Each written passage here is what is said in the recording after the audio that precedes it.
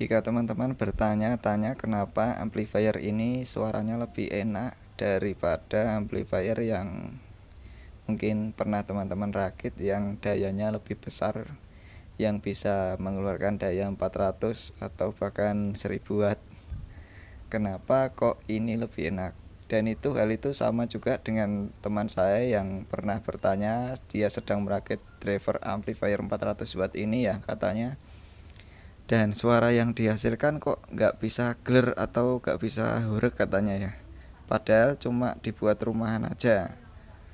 Dan begitu dia bertanya, saya balikkan juga pertanyaan dia kepada dia, dan apakah dia menggunakan trafo atau supply yang memadai untuk amplifiernya atau drivernya ya. Dan seperti yang teman-teman lihat ini, amplifier ini suaranya enak dan hanya memakai 2 buah TIP 4142 ya. Ini adalah stereo ya, 2 pasang. Dibandingkan dengan amplifier yang 400 watt yang memakai 2 set bahkan 3 set atau 4 set, kok suaranya cenderung lebih enak ini didengar. Padahal ini keluarannya 400 watt mas katanya. Wah, jadi saya juga pemula sih. Jadi saya juga ingin meluruskan sedikit tentang amplifier ini. Ibarat ada orang yang besar sekali dan makannya juga butuh besar, cuma dikasih makan sedikit dan tentunya akan lemes ya, atau tidak kuat lagi. Begitupun juga amplifier ini.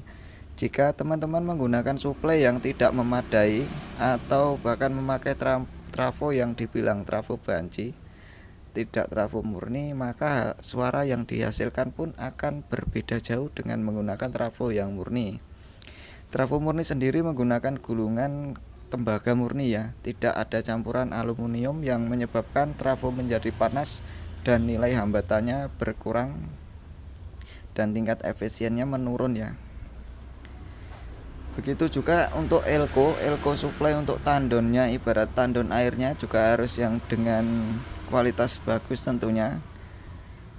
Jangan menggunakan yang KW karena tidak real. Yang kedua adalah pendorong untuk driver amplifier sendiri, yaitu adalah tune control ya. Di sini ada sebuah tune control.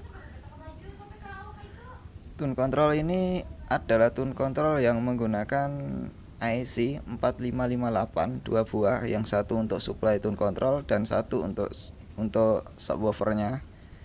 Jangan menggunakan tune control yang menggunakan TR ya atau transistor ya, karena lebih enak ini sih menurut saya, karena ini juga sudah CT ya.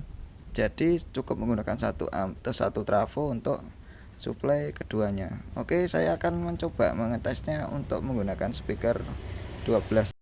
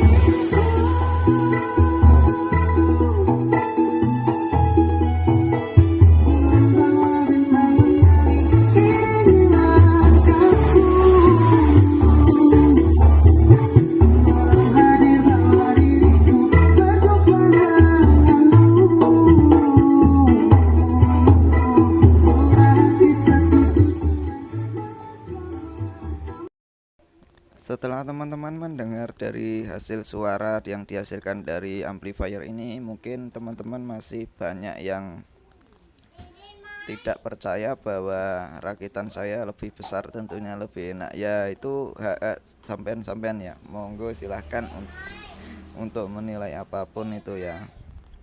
Yang lebih penting adalah jika teman-teman merakit sebuah amplifier, tentunya harus disesuaikan dari power supply yang teman-teman itu berikan kepada sebuah amplifier ini ya.